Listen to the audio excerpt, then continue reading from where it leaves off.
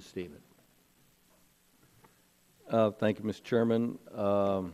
Welcome back to On Reality inside the Beltway.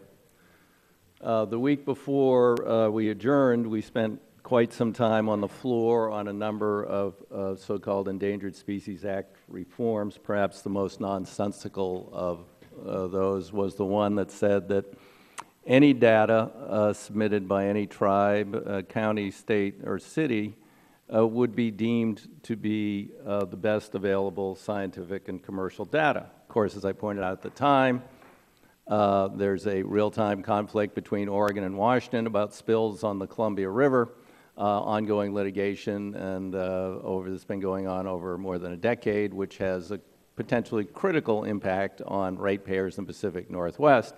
And both would have the best available commercial and scientific data. Now, I guess what we're really trying to do here is engender more litigation, and I see that in a number of the bills before us today.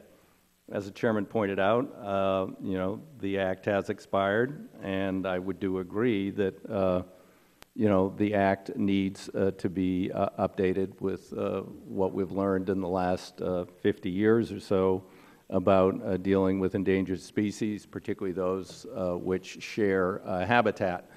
And we should be taking a more comprehensive multi-species ecosystem-based approach. But none of these bills before us today would lead in that direction. One would create even more confusion when it comes to the idea of the best available science and data being, anything submitted by any of those jurisdictions I previously mentioned.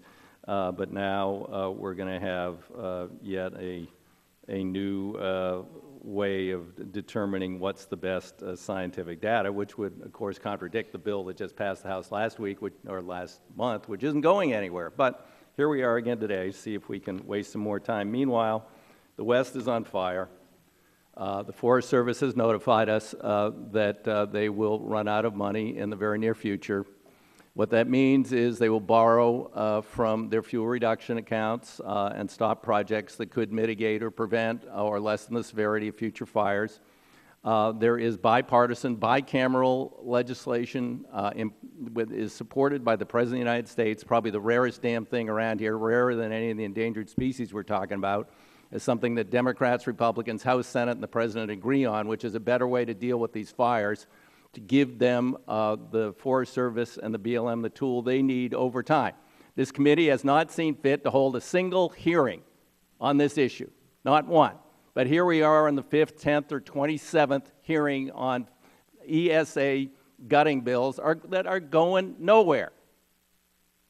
Now, I just spent 5 weeks in reality, and now we're back inside the Beltway. It's very unfortunate for the American people that the reality that I assume other members heard, they're members of this committee who are co-sponsors of that bipartisan bill so that the Forest Service won't run out of money and gut their fuel reduction and fuel management, forest health budgets every year, and other programs, and prevent and help deal with this problem long term, who are not on the discharge petition to move that bill to the floor of the House over the objections of all the Republican leadership. Now, it's time to deal with real things that really help the American people. Yes, the Endangered Species Act needs updating. None of this here today is a real thoughtful approach to that. And I'm sorry we're wasting everybody's time. With that, I yield back the balance of my time.